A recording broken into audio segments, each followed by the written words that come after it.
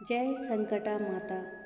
आज मैं आपको सुनाने जा रही हूँ एक ऐसी व्रत कथा जिसे सुनते ही संकट दूर होते हैं, दुख दूर होता है और घर में सुख शांति आती है। यह कहानी सिर्फ कथा नहीं, माँ का चमत्कार है। आइए श्रद्धा से सुनते हैं संकटा माता की पावन व्रत कथा। एक बुढ़िया थी। उस बुढ़िया का एक जवान बेटा था। उसका नाम था रामनाथ। वह जीविका के लिए परदेश चला गया। पुत्र के विदेश चले जाने के बाद बुढ़िया माँ बहुत ही चिंतित एवं दुखी रहा करती थी। उसकी पुत्र वधू उसे प्राय नित्य खरी खोटी बातें सुनाया करती थी। इसलिए बुढ़िया प्रतिदिन अत्यंत चिंतित और उदास भाव से घर के बाहर स्थित एक कुएं की जगत पर बैठकर रोया करती थी। एक दिन उस कुएं में से दिए की माँ नामक एक स्त्री निकली और बुढ़िया से पूछा, ओ बुढ़िया माँ, तुम इस तरह से बैठकर क्यों रोती हो? तुम अपना दुख मुझसे कहो, मैं तुम्हारे दुख को दूर करने का भरसक प्रयत्न करूँगी। बुढ़िया ने उस स्त्री से ऐसे प्रश्न सुनकर भी उसका उत्तर नहीं दिया और उसी तरह बैठकर रोती ही रही। दिए की माँ द्वारा बार बार एक ही प्रश्न दोहराए जाने से वह बुढ़िया झुंझला कर बोली, तुम मुझसे बारंबार ऐसा क्यों पूछ रही हो? क्या सचमुच ही तुम मेरा दुख दूर कर सकोगी? बुढ़िया की बात सुनकर दिए की माँ ने उसे उत्तर दिया, मैं अवश्य ही तुम्हारे दुखों को दूर करने का प्रयत्न करूंगी। बुढ़िया ने कहा, मेरा बेटा कमाने के लिए परदेश चला गया है।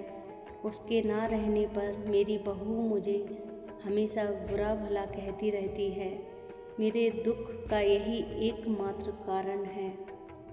बुढ़िया की बात सुनकर दिए की माँ ने उससे कहा, इस वन में संकटा माता निवास करती हैं। तुम अपना दुख उन्हें सुनाकर विनती करो। वे बहुत ही कृपालु हैं, दुखियों से बहुत सहानुभूति है। वे निसंतानों को संतान, निर्धनों को धनवान, निर्बलों को बलवान और अभागों को भाग्यवान बनाती हैं। उनकी कृपा से सौभाग्यवती स्त्रियों को सौभाग्य अंचल हो जाता है। कुमारी कन्याओं को इच्छित वर की प्राप्ति होती है। रोगी अपने रोग से मुक्त हो जाते हैं।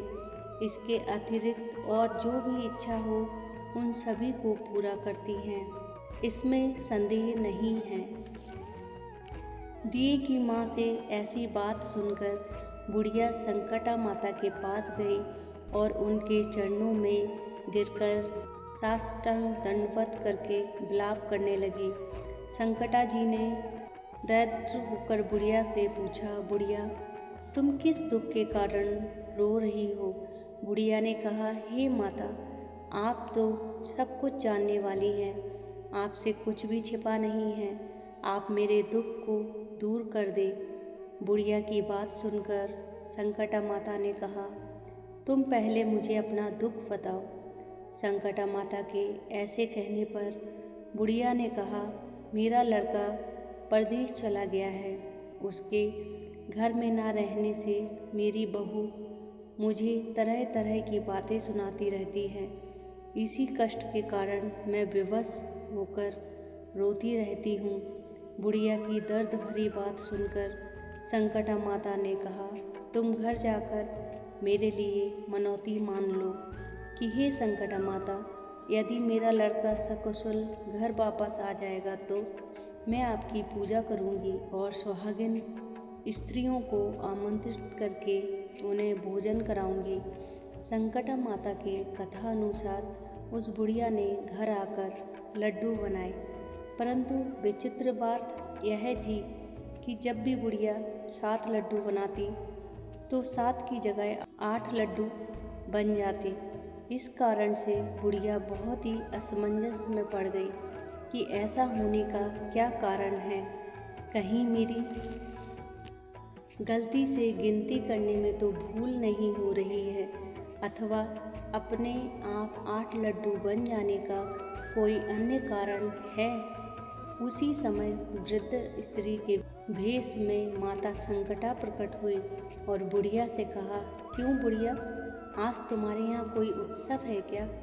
यह सुनकर बुढ़िया ने कहा, हाँ, आज मैंने संकटा जी के लिए सुहागिन स्त्रियों को भोजन कराने का निमंत्रण दिया है, किंतु जब गिनकर 7 लड्डू बनाती हूँ तो वे लड्डू अपने आप ही 8 बन जाते हैं। बुढ़िया की बात पर संकटा माता जी ने कहा, क्या तुम्हें किसी बुढ़िया स्त्री को भी निमंत्रण दिया है? बुढ़िया कहने लगी, नहीं, मैंने तो ऐसा नहीं किया है। परंतु तुम हो कौन? संकटा जी ने कहा, मैं बुढ़िया हूँ, मुझे ही तुम आमंत्रित कर दो। ऐसा सुनकर बुढ़िया ने उस संकटा रूपधारी बुढ़िया को भोजन के लिए आमंत्रित कर दिया। इसके बाद बुढ़िया के घर सभी आमंत्रित सुहागिनें आ पहुँची। बुढ़िया ने सबको लड्डू तथा अन्य मिठाई आदि का भोजन कराया। इससे माता संकटा जी की कृपा से उस रामनाथ के मन में अपनी माता एवं पत्नी से मिलने की प्रबल इच्छा उत्पन्न हो गई। सुहागिनों के भोजन कराते ही उस बुढ़िया का लड़का परदेश से अपने घर आ गया। लड़के के आने की सूचना बुढ़िया को दी गई, लेकिन बुढ़िया अपने काम में लगी रही। उसने कहा, लड़के को बैठने दो, मैं सुहागिनों को जिमा कर अभी आती हूँ। लड़के की बहू ने पति आगमन का समाचार पाकर पति के स्वागत के लिए वहाँ से तुरंत प्रस्थान कर दिया। लड़के ने अपनी बहू को देखकर मन में विचार किया कि मेरी पत्नी को मेरे प्रति कितना प्रेम है, जो खबर पाते ही मुझसे मिलने के लिए चली आई। परंतु माता का मुझ पर जरा भी स्नेह नहीं है, क्योंकि खबर पाकर भी माता ने मिलने की बात ना सोची। जब पूजा का काम समाप्त हो गया और सब सुहागिनें भोजन करके अपने अपने घरों को लौट गई, तो बुढ़िया अपने बेटे से मिलने के लिए उसके पास आ पहुंची। माँ के आने पर लड़के ने पूछा, माँ, तू अब तक कहाँ थी? माँ ने उत्तर दिया, बेटा, तुम्हारी कुशलता के लिए ही मैंने संकटा माता से मनौती मानी थी। उसी को पूरा करने के लिए सुहागिनें जिमा रही थी। संकटा माता की कृपा से लड़के का मुंह अपनी स्त्री से हट गया। उसने माँ से कहा, माँ, या तो मैं रहूँगा या यह रहेगी। बुढ़िया ने कहा, बेटा, तुम्हें तो मैंने बड़ी कठिन तपस्या से पाया है, इसलिए तुम्हें मैं कैसे छोड़ सकती हूँ। तुम्हारे लिए बहू का त्याग करना पड़े तो मैं कर सकती हूँ। अंत लड़के ने अपनी स्त्री को घर से निकाल दिया। बहू घर से निकलकर बाहर आई और बहुत ही दुखी मन से एक पीपल के पेड़ पर चढ़कर बैठ गई और वहीं रोने लगी। उसी समय एक राजा उधर से जा रहा था। उस स्त्री को रोते देखकर राजा ने पूछा, तुम क्यों रो रही हो? उसने अपनी सारी बात राजा को बताई। राजा ने कहा, आज से तुम मेरी धर्म बहन हो, इसलिए तुम रो मत और पेड़ से नीचे उतर आओ। मैं तुम्हारे सभी संकटों को दूर करने का प्रयत्न करूंगा। राजा के मुख से ऐसी बात सुनकर वह स्त्री पेड़ से नीचे उतर आई और राजा के साथ साथ उसके महल को चली गई। घर जाकर राजा ने अपनी रानी से सारा वृत्तांत कह सुनाया और रानी को संबोधित करते हुए कहा, देखो, यह आज से मेरी धर्म बहन है, इसको किसी प्रकार का कष्ट नहीं होना चाहिए। राजा के यहाँ पहुंचकर फिर रामनाथ की स्त्री ने माता के नियमित सुहागिनों को बुलाकर भोजन कराया। लड्डू बांधकर रानी को भी न्योता दिया। जब सभी सुहागिनें लड्डू खाने लगी तो रानी ने कहा, मुझे तो रबड़ी मलाई हजम नहीं होते, फिर ये पत्थर सरीखे कठोर लड्डू कहाँ से हजम होंगे। ऐसी अवहेलना पूर्वक बातें कहकर रानी ने लड्डू खाने से इनकार कर दिया। संकटा माता की कृपा से सुहागिनों को भोजन कराते ही उस स्त्री का पति उसको लेने के लिए आ गया। उसने अपनी पत्नी को माता संकटा की पूजा करते हुए देखा। संकटा माता को हाथ जोड़कर उसने अपनी पत्नी से कहा, प्रिय, मेरे अपराधों को क्षमा करो। पत्नी ने कहा, आप मेरे ईश्वर रूप हैं, मेरे अपराधों को आप क्षमा करें। यूँ कहकर उन दोनों ने मिलकर माता की सविधि पूजा की। पूजा की समाप्ति होने पर वे दोनों स्त्री पुरुष प्रसाद खा पीकर अपने घर जाने के लिए तत्पर हुए। जाते समय बहू ने रानी से कहा, मुझको जब दुख पड़ा तो मैं अपने धर्म भाई के साथ तुम्हारे घर चली आई, और यदि तुमको भी कभी किसी तरह का कष्ट पड़े तो तुम मेरे यहाँ निसंकोच भाव से चली आना। ऐसा कहकर बहू अपने पति के साथ राजा के महल से विदा हो गई। संकटा माता का निरादर करने के कारण रानी पर संकटा माता का प्रकोप हो गया और बहू के जाने के बाद ही उसका सारा राज्य नष्ट हो गया। ऐसी विपत्ति में पड़कर रानी ने राजा से कहा, ना मालूम वह तुम्हारी धर्म बहन कैसी थी कि उसके यहाँ से जाते ही यहाँ का सब कुछ नष्ट भ्रष्ट हो गया।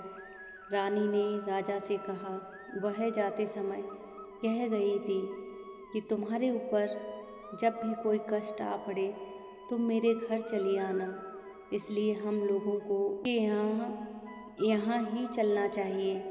ऐसा निश्चय करके राजा रानी दोनों अपनी धर्म बहन के घर गए। वहाँ जाकर रानी ने कहा, बहन, तुम्हारे आते ही हमारी सारी संपत्ति नष्ट हो गई और हम लोग बहुत ही परेशान हैं। रानी की बात सुनकर उसने कहा, बहन, मैं तो कुछ नहीं जानती, मेरी कर्ता धर्ता तो संकटा माता है, उनके अतिरिक्त और कोई दूसरा नहीं है। इसलिए मेरी राय के अनुसार तुम भी संकटा माता से अपनी भूलों के लिए क्षमा याचना करो। उन्हीं की मान मनौती से तुम्हारा सारा काम बन जाएगा।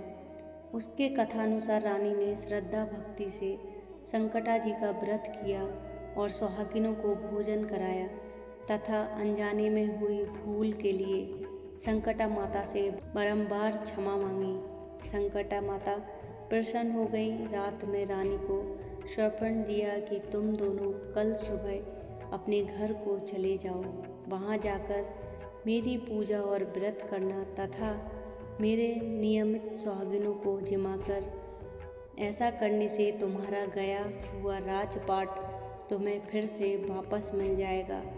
रानी ने अपने घर जाकर संकटा माता का व्रत करके सुहागिनों को नौत कर उन्हें भोजन कराया। संकटा माता की कृपा से उनका राजपाट पुण्य मिल गया। संकटा माता के इन भक्तों की कथा को जो सुनेगा या सुनाएगा और नित्य प्रति जो उनका पूजा पाठ तथा व्रत आदि करेगा, उसे किसी प्रकार का कष्ट नहीं उठाना पड़ेगा और उसकी सारी इच्छाएं निश्चित रूप से पूरी होंगी। इसमें किसी प्रकार का संदेह नहीं है।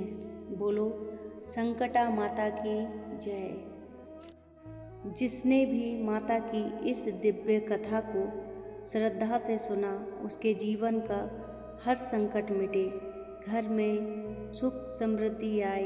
यदि आपको यह कथा अच्छी लगी हो तो जय संकटा माता लिखकर माता का आशीर्वाद अवश्य लें। जय संकटा माता की। दोस्तों, अगर आप इस व्रत को करना चाहते हैं तो मुझे कमेंट्स में ज़रूर लिखें। मैं इस पूजा की पूरी विधि आपके साथ शेयर करूंगी।